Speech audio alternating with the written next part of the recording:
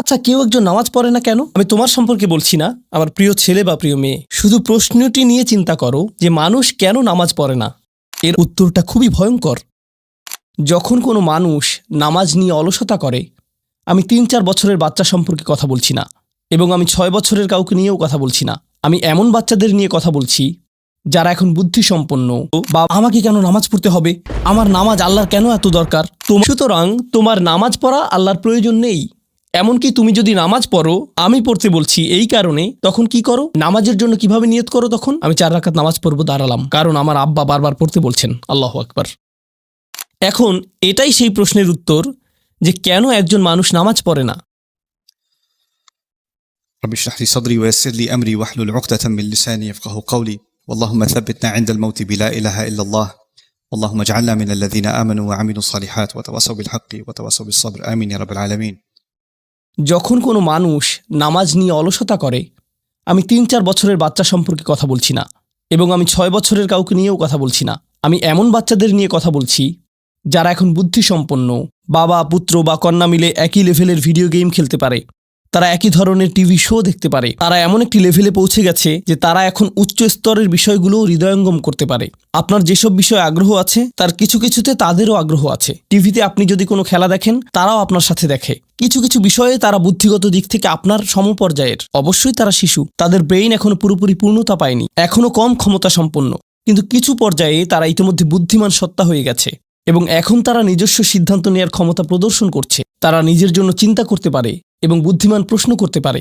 অতএব নবীন কিশোর কিশোরীরা, তোমরা যারা শ্রোতাদের মধ্যে বসে আছো, তোমাদের শিশু হিসেবে সম্বোধন করছি না, আমি তোমাদের কিশোর কিশোরী হিসেবে সম্বোধন করছি। মনে করো তোমাদের বাবা তোমাদের সাথে কথা বলছে, বা তোমাদের মা তোমাদের সাথে এই খুতবায় কথা বলছে। আমি ধরে নিচ্ছি যে আমি আমার নিজের সন্তানদের সাথে কথা বলছি এই খুতবায়। আমি মিম্বারে না, আমি বাসায় বসে আমার বাচ্চার সাথে কথা বলছি।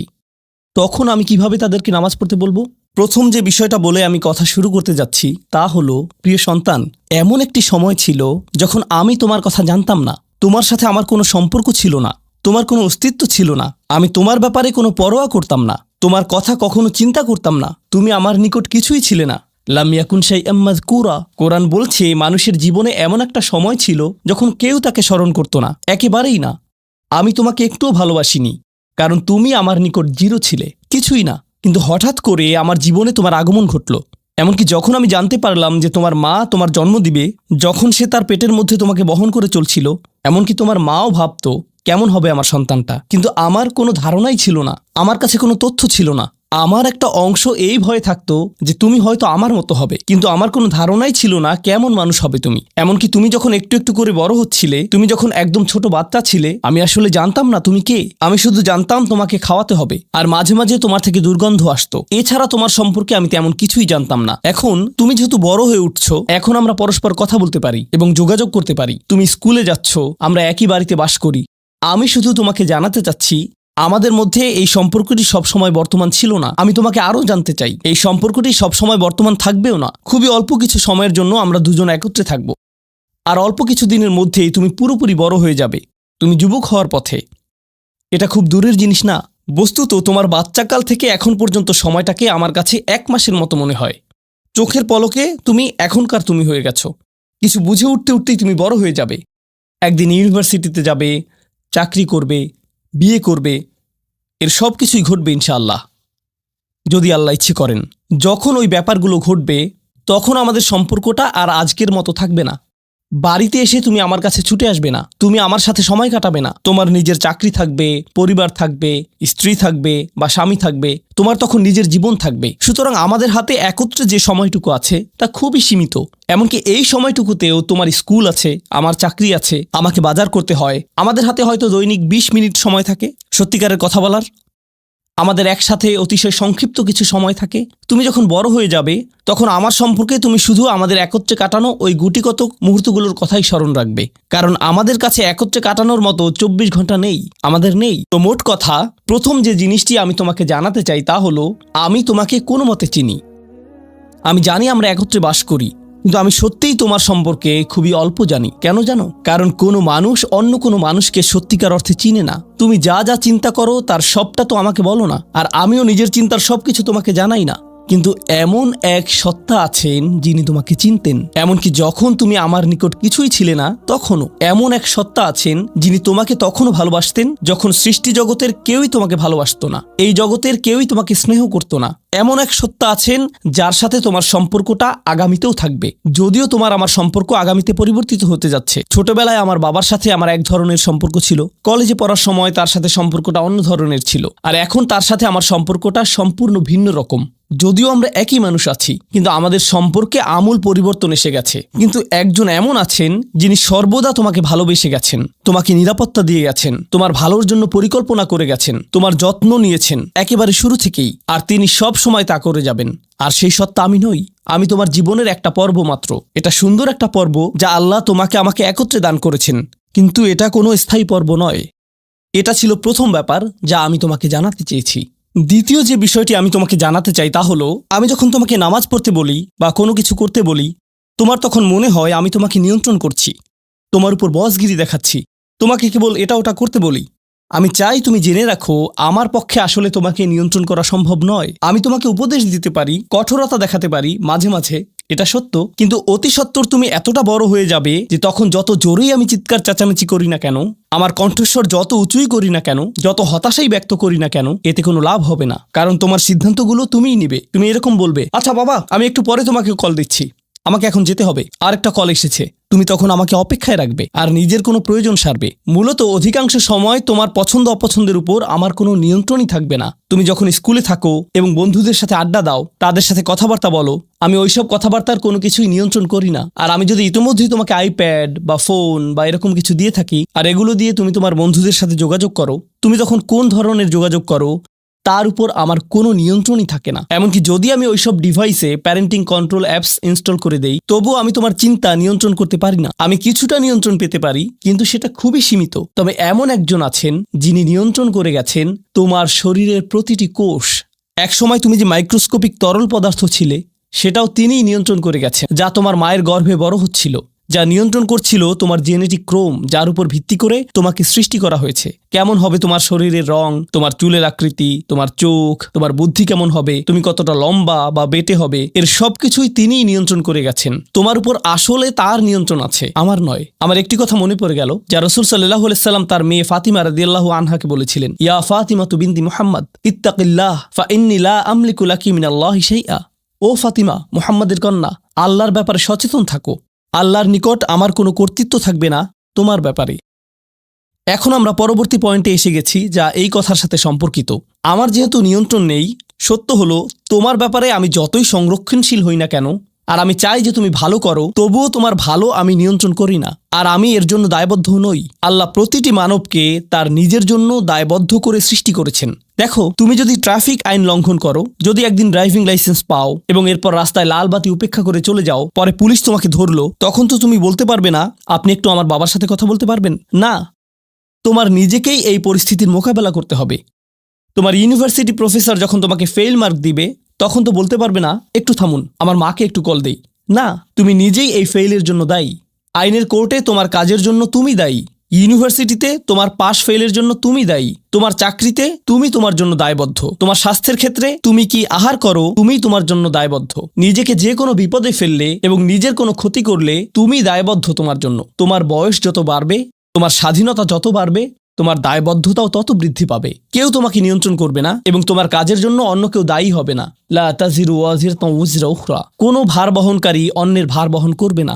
আমি আসলে তোমার জন্য দায়ী নই। আর শেষ বিচারের দিন আমরা প্রত্যেকে সম্পূর্ণ একাকী আল্লাহর সামনে উপস্থিত হব। এখন এই দুনিয়াতে আমরা একসাথে একত্রে বসবাস করছি, আমরা একই পরিবারের সদস্য, আমরা কোলাকুলি করি, আমি আমৃত্যু তোমাকে ভালোবাসি, আমি সর্বদা তোমাকে নিয়ে চিন্তা করি। কিন্তু সামনে এমন একটা দিন আসছে যেদিন আমরা আমাদের সমগ্র অস্তিত্বের সবচেয়ে নিঃসঙ্গ সময় পার করব। বস্তুত শেষ বিচারের দিন তুমি যদি আমার কাছে দৌড়ে আসো, এমন হতে পারে যে আমি তোমার থেকে দৌড়ে পালাবো। তোমাকে চিনি না আমি, দূর হও আমার কাছ থেকে। আমি এখন আমার হিসেব নিয়ে চিন্তিত, কারণ তোমার সাথে আমার সম্পর্কটি ছিল সামান্য কয়েকটি ক্ষুদ্র সেকেন্ডের জন্য। আল্লাহর সাথে সম্পর্কের তুলনায় যে সম্পর্কটি আরো অনেক বড়, অনেক বেশি পুরনো, আর ওটা থাকবে আরো বেশি সময় ধরে। আমাকে এখন ওই সম্পর্কটা নিয়ে ডিল করতে হবে শেষ বিচারের দিন। অতএব আমাদের এই সম্পর্কটি ইয়াউমা ইয়াফিরুল মারউ মিন আখিহি ওয়া উম্মিহি ওয়া আবিহি, এই ধরনের সব আয়াত। লোকটি পালাবে তার মা থেকে, তার বাবা থেকে, তার ছেলে মেয়েদের থেকে, তার ভাই বোনদের থেকে, তার স্ত্রী বা স্বামী থেকে। কেউ কেউ ভাবছেন স্ত্রী থেকে পালানো, এটা তো আমি বর্তমানেও করি। তো পরবর্তী যে বিষয়টি আমি তোমাকে জানাতে চাই তা হলো, আমি তোমার কাছ থেকে সম্মান অনুভব করতে চাই, ঠিক যেভাবে তুমিও আমার প্রদত্ত যত্ন অনুভব করতে চাও। তুমি যখন কাউকে ভালোবাসো তখন কেমন যেন তার কাছে তোমার একটা চাহিদা তৈরি হয়। আমার নিকট তোমার চাহিদা হলো বাসার সমস্ত প্রয়োজন ঠিকমতো মেটানো হচ্ছে তো, আমার দায় দায়িত্বের অন্তর্ভুক্ত। আমার কাছে তোমার চাহিদা হলো আমি যেন কারেন্ট বিল প্রদান করি, ঘরের এসিটা যেন কাজ করে। তুমি চাও আমি যেন তোমার স্কুলে যাওয়া নিশ্চিত করি, তুমি চাও আমি যেন তোমাকে জামা কাপড় কিনে দেই। এগুলো আমার দায়িত্ব। আর আমি চাই তুমি যেন আমাকে কিছুটা সম্মান প্রদর্শন করো এবং শ্রদ্ধা দেখাও এবং আমার কথা শোনো। এগুলো তো সবাই বোঝে, কিন্তু আল্লাহর সাথে তোমার সম্পর্কটা অন্যরকম। তার কাছ থেকে তোমার অনেক কিছু দরকার, কিন্তু তোমার কাছ থেকে তার কোনো কিছুরই দরকার নেই। তোমাকে তার একটুও প্রয়োজন নেই। আসলেই তার কারোরই দরকার নেই বা কোনো কিছুরই দরকার নেই। চলো তোমার সম্পর্কে কথা বলি। তুমি যখন বলো আমাকে কেন নামাজ পড়তে হবে, আমার নামাজ আল্লাহর কেন এত দরকার, তোমার কোনো কিছুরই আল্লাহর প্রয়োজন নেই। এই নামাজ কোনোভাবেই তার উপকারে নয়। আল্লাহ এমনকি বলছেন যখন কোনো কিছুই থাকবে না। চলো কোরআন থেকে একটা উদাহরণ দেই। যখন এই মহাবিশ্বে কিছুই থাকবে না, চলো কয়েক সেকেন্ডের জন্য আল্লাহর গৌরব নিয়ে কথা বলি। সম্প্রতি বিশ্বকাপ চলার সময় আমি কাতারে ছিলাম। যেই টিম জয়লাভ করে, আর্জেন্টিনা জয়লাভ করে, তাদের জন্য এটা ছিল একটা দারুণ গৌরবময় মুহূর্ত। সবাই তাদেরকে নিয়ে আনন্দ উৎসবে মুখর। কল্পনা করো খেলোয়াড়টাকে নিয়ে উৎসব চলছে, কিন্তু কোনো দর্শক নেই, কোনো ক্যামেরা নেই, কোনো স্টেডিয়াম নেই, কিচ্ছু নেই। একটা লোক একা একা একটি দ্বীপে বাস করে। সে ফুটবলটাতে লাথি দিয়ে একটা গোল করে ফেলল আর বলে উঠল, ইয়ে, আমি সেরা। কিন্তু কেউ তো সেখানে নেই। এমন ঘটনার কথা শুনলে মনে করবে লোকটি পাগল হয়ে গেছে, তাই না? গৌরব পেতে হলে গৌরব করার মতো একদল দর্শক থাকতে হবে। স্বীকৃতি পেতে হলে একদল মানুষ আশেপাশে থাকতে হবে যারা স্বীকৃতি দিবে। প্রশংসা পেতে হলে, কদর পেতে হলে নিজে নিজে তো আর প্রশংসা পেতে পারো না। এমন কেউ থাকতে হবে যে তোমার জন্য এই প্রশংসাটা করবে। কিন্তু আল্লাহ বলেন, কুল্লু মান আলাইহা ফান ওয়া ইয়াবকা ওয়াজহু রাব্বিকা যুল জালালি ওয়াল ইকরাম। তিনি বলেন সব কিছুই ধ্বংস হয়ে যাবে এই ধরাপৃষ্ঠের, তথাপি তোমার রবের চেহারা থেকে যাবে। আল্লাহই একমাত্র সত্তা, যিনি তখনও মহিয়ান এবং গরিয়ান। এমনকি যখন তার প্রশংসা এবং গৌরব বর্ণনা করার কেউ থাকবে না, অন্য যে কারো ক্ষেত্রে কাউকে না কাউকে এটা করে দিতে হয়। তাই আল্লাহর প্রয়োজন নেই আমার নামাজের, আমার হালাল মুরগি খাওয়া আল্লাহর প্রয়োজন নেই, আমার মন্দ বলা থেকে বিরত থাকাও আল্লাহর প্রয়োজন নেই। তাই নিজের মাথা থেকে এই চিন্তা দূর করে দাও যে নামাজ পড়ার মাধ্যমে তুমি কোনোভাবে অন্য কারো উপকার করছো। আল্লাহ এমনকি বলছেন, ইয়ামুন্নুনা আলাইকা আন আসলামু, তারা মনে করে তারা ইসলাম গ্রহণ করে তোমাকে ধন্য করেছে। লা তামুন্নু আলাইয়া ইসলামাকুম, আমাকে বলতে এসো না যে তোমার ইসলামের মাধ্যমে তুমি কোনোভাবে আমার উপকার করেছো। বালিল্লাহু ইয়ামুন্নু আলাইকুম, বরং আল্লাহই তোমাদের প্রতি অনুগ্রহ করেছেন। এখন পরবর্তী বিষয়, আচ্ছা কেউ একজন নামাজ পড়ে না কেন? আমি তোমার সম্পর্কে বলছি না, আমার প্রিয় ছেলে বা প্রিয় মেয়ে। শুধু প্রশ্নটি নিয়ে চিন্তা করো যে মানুষ কেন নামাজ পড়ে না। এর অনেকগুলো উত্তর থাকতে পারে, আর এই প্রশ্নের উত্তর আল্লাহর কাছেও আছে। উত্তরটা খুবই ভয়ঙ্কর। এই উত্তরটি আমি খুতবার শুরুতে পড়েছি। তিনি বলেন, ফালা সাদ্দাকা ওয়ালা সাল্লা ওয়ালাকিন কাযযাবা ওয়া তাওয়াল্লা। সে আসলে সত্য গ্রহণ করেনি এবং সে নামাজও পড়েনি। তিনি কাফির সম্পর্কে বলছিলেন। তিনি দুইটা জিনিস বলেছেন, এই লোকটি সত্য গ্রহণ করেনি এবং নামাজও পড়েনি। কথাটা ভাবনার উদ্রেক করে। যদি বলা হয় সে সত্য গ্রহণ করেনি, আমার আশা হলো তিনি বলবেন লা সাদ্দাকা ওয়ালা আমানা, কিন্তু তিনি বলছেন লা সাল্লা।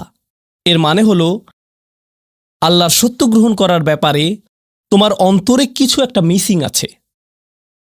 না না না, বাচ্চাটা বলে আমি আল্লাহকে বিশ্বাস করি, আমি মুসলিম। হ্যাঁ, তুমি এখানে মুসলিম, তোমার মাথায়। কিন্তু এই সত্য তো শুধু তোমার মাথার জন্য না, এই সত্য তোমার অন্তরের জন্য। তুমি এখনো অনুভব করছো না যে ব্যাপারটা কেমন সিরিয়াস। তুমি এখনো উপলব্ধি করছো না যে এটা কি। মাঝে মাঝে কোনো বিষয় তুমি জানো হয়তো, কিন্তু এই নিয়ে চিন্তা করা থেকে পালিয়ে বেড়াও। এটা সত্য, তুমি জানো বিষয়টা কিন্তু চিন্তা করতে চাও না। আর তাই এটা যেহেতু মিসিং, ঠিক এই কারণে আমি সহজেই নামাজের কথা ভুলে যাই কখনো কখনো, এবং তুমিও ভুলে যাও কখনো কখনো। এমনটা ঘটে কারণ আমাদের অন্তর কিছুটা বিভ্রান্ত হয়ে পড়ে। দিনের এই সত্যতা, আল্লাহকে সেই সত্যটা, সেই অকাট্য সত্যটা আমাদের মস্তিষ্কের পেছনের কোনো একটা সেলফে গিয়ে পড়ে থাকে। আমরা অন্য কিছুতে ব্যস্ত হয়ে পড়ি এবং এই নিয়ে আর চিন্তা করি না। আল্লাহ এটাই বলেছেন।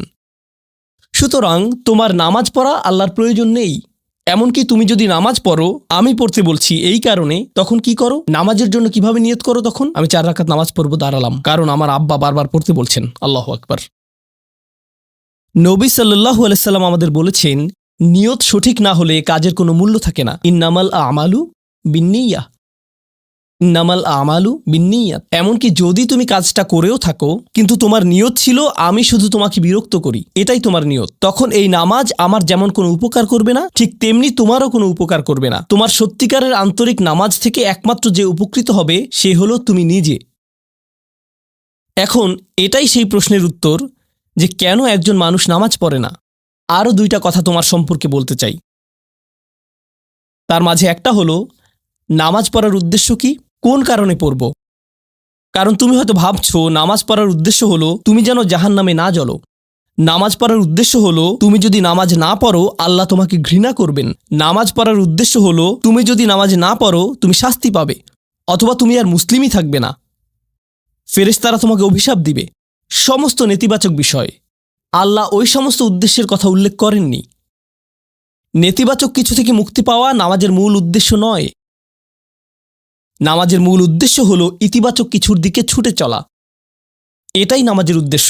এমন 2 ছাত্রের মধ্যে পার্থক্য জানো? একজন লেখাপড়া করে যেন সে ফেল না করে, আর অন্যজন লেখাপড়া করে কারণ সে ওই সাবজেক্টটা পড়তে ভালোবাসে। একজন ছাত্র পড়ালেখা করছে পজিটিভ কিছুর জন্য, আর অন্যজন পড়ালেখা করছে কারণ সে এমন কিছু থেকে বাঁচতে চাচ্ছে যা নেগেটিভ। একজন কর্মচারী তার চাকরিটাকে দারুণ ভালোবাসে, আর অন্য একজন কর্মচারী শুধু চায় সে যেন চাকরিটা না হারায়। তারা একই চাকরি করছে, একেবারে অভিন্ন চাকরি, কিন্তু একজন চাকরিটা করতে পেরে কি যে খুশি, কত যে আনন্দ তার, আর অন্যজন খুবই হতাশ, সবসময় মনমরা ভাব। কেন? কারণ তাদের একজন এটা করছে ক্ষতিকর কিছু থেকে মুক্তি পাওয়ার জন্য, আর অপরজন এটা করছে উপকারী কিছুর দিকে ছুটে চলার জন্য। আল্লাহ কোরআনে যখন আমাকে নামাজ সম্পর্কে বলেছেন যে কেন আমাদের নামাজ পড়া দরকার, তিনি মূসা আলাইহিস সালামকে এই উত্তরটা বলে দিয়েছেন যখন তিনি তার সাথে সাক্ষাৎ করেছিলেন। তিনি বলেছেন, আকিমিস সলাতা লিযিকরি, আর আমাকে স্মরণ করার উদ্দেশ্যে নামাজ কায়েম করো। তোমার নামাজ ঠিক রাখো যেন তুমি তোমার রবকে স্মরণ করতে পারো। আমি তোমাকে ইতিমধ্যে বলেছি যে তোমার আমার সম্পর্কটা খুবই সীমিত, কিন্তু তোমার সাথে আল্লাহর সম্পর্কটা অনেক আগে থেকে শুরু হয়েছিল, আর তার সাথে তোমার এই সম্পর্কটা অনন্তকাল ধরে বলবৎ থাকবে। তাই সেই সম্পর্কটির কথা স্মরণে আনা আবশ্যক, কারণ ভালো যত কিছু তোমার কাছে আসে তা আসে ওই সম্পর্কটা থেকেই।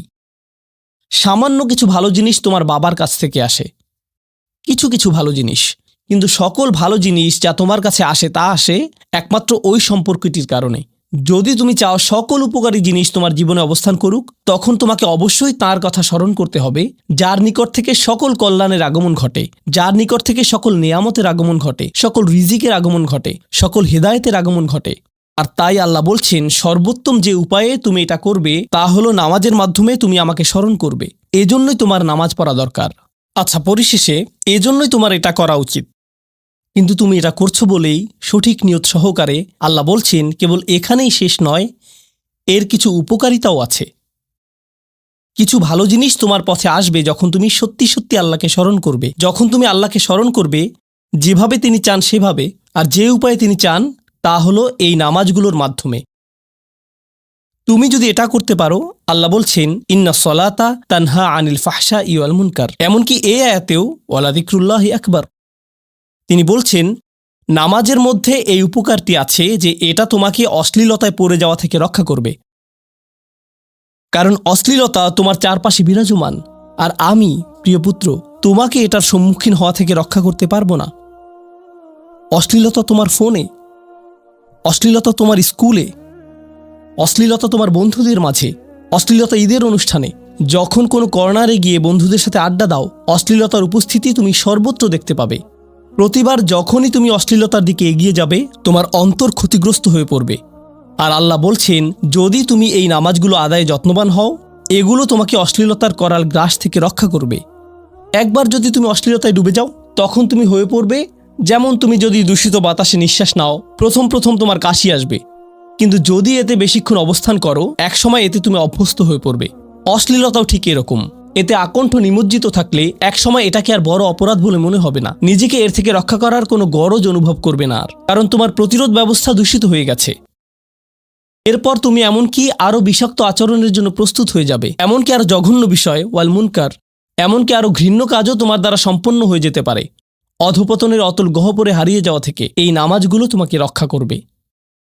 এই জন্যই তোমার নামাজ পড়া দরকার, এই সমস্ত কারণেই তোমার নামাজ পড়া প্রয়োজন। আমি বলেছি এই জন্য না, এই সমগ্র ভ্রমণের শেষে সিদ্ধান্তটা সম্পূর্ণরূপে তোমার।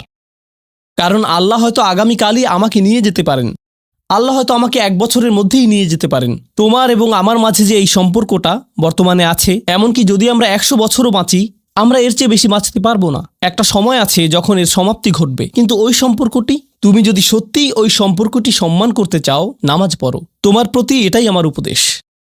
এখন আমি পিতামাতার উদ্দেশ্যে কথা বলবো। এটা হবে ছোট্ট একটা রিমাইন্ডার আমার জন্য এবং আমাদের সবার জন্য, আমাদের পিতামাতাদের জন্য। সন্তানাদি আল্লাহ প্রদত্ত একটা নিয়ামত, তাদেরকে এজন্য দেওয়া হয়নি যেন আমরা তাদের নিয়ন্ত্রণ করতে পারি। যত বেশি আমরা তাদেরকে নিয়ন্ত্রণ করতে চাইব, তত বেশি হতাশ হব সকল অবস্থাতেই। আমি দেখেছি এমনটা, বিশেষ করে যে পরিবারগুলো তাদের সন্তানদের দিনের সুরক্ষা করতে চায়, তারা যত বেশি সন্তানদের উপর জোর করে দিন চাপিয়ে দিতে চায়, তত বেশি ওই ছেলেমেয়েগুলো অদ্ভুত সব উপায়ে বিদ্রোহ প্রকাশ করে। কারণ যে বিষয়টা আল্লাহ চান আপনি তাদেরকে প্রদান করুন, আপনার ছেলেমেয়েদের কাছে আপনার যে সুযোগ আছে সেটা তাদেরকে আপনার আদেশ নিষেধ মানতে বাধ্য করার জন্য নয়। সুযোগটা এই জন্য দেয়া হয়েছে যেন আপনি তাদেরকে এমন সব বিষয়ে চিন্তা করাতে পারেন যা শুধু আপনার পক্ষেই চিন্তা করানো সম্ভব। তাদেরকে এমন সব বিষয়ে পছন্দ করাতে পারেন যা শুধু আপনার পক্ষেই পছন্দ করানো সম্ভব। আপনার বাচ্চাটা বাস্কেটবল পছন্দ করে কারণ সে আপনাকে বাস্কেটবল খেলতে দেখেছে। সে প্লে স্টেশন পছন্দ করে কারণ সে তার বাবাকে প্লে স্টেশনে খেলতে দেখেছে। এভাবে আপনি বাচ্চাটার অন্তরে কোনো কিছুর জন্য ভালোবাসা তৈরি করে দিতে পারেন, কারণ আপনি যেরকম, আপনার পক্ষে এটা করা সম্ভব। আর যখন বাচ্চাদেরকে বলতে থাকেন তোমার হোমওয়ার্ক করো, তোমার হোমওয়ার্ক করো, আপনার সন্তানের বয়স যখন 40 হবে, সে তখন বলবে না আমি হোমওয়ার্ক ভালোবাসি, কিন্তু 40 বছর বয়সেও সে বলবে আমি বাস্কেটবল ভালোবাসি, আমার বাবা সবসময় বাস্কেটবল খেলতেন। আপনি যা ভালোবাসেন তা ট্রান্সফার হয়ে তার কাছে চলে যায়, আর যা করতে বলেন তা প্রত্যাখ্যাত হয়ে যায়। এমনটি আপনার ক্ষেত্রেও ঘটেছিল। আপনার ছেলেমেয়েদের কথা ভুলে যান, আপনার নিজের বাস্তবতাও এটাই। আপনার বাবার কিছু কিছু জিনিস যে আপনি এখনও পছন্দ করেন তা ভালোবাসার মাধ্যমে আপনার নিকট ট্রান্সফার হয়েছিল, আর আপনার বাবার ওই ব্যাপারগুলো আপনি অপছন্দ করতেন যা তিনি জোর করে আপনাকে গেলাতে চেয়েছিলেন। এখানে উপবিষ্ট প্রত্যেকের বাস্তবতা এটাই, শুধু সেগুলোই গ্রহণ করেছি যেগুলো ভালোবাসার মাধ্যমে হস্তান্তরিত হয়েছিল।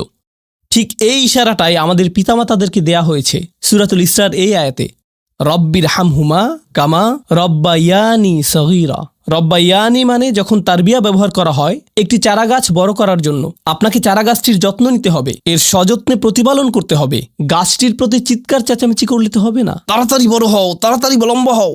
আপনার একে সময় প্রদান করতে হবে। অনেক সময় পোকামাকড় এসে এর পাতাগুলো খেয়ে ফেলতে চাইবে, আপনাকে তখন পোকামাকড় সরিয়ে দিতে হবে। কখনো কখনো একটু কঠোর আচরণ করতে হবে, শুধু অতটুকুই যেন পোকামাকড়গুলো দূর হয়ে যায়। এরপর আবারও এতে পানি দিতে হবে। আমাদের বাচ্চাদের সাথে আমাদের উদাহরণটা ঠিক এমনই।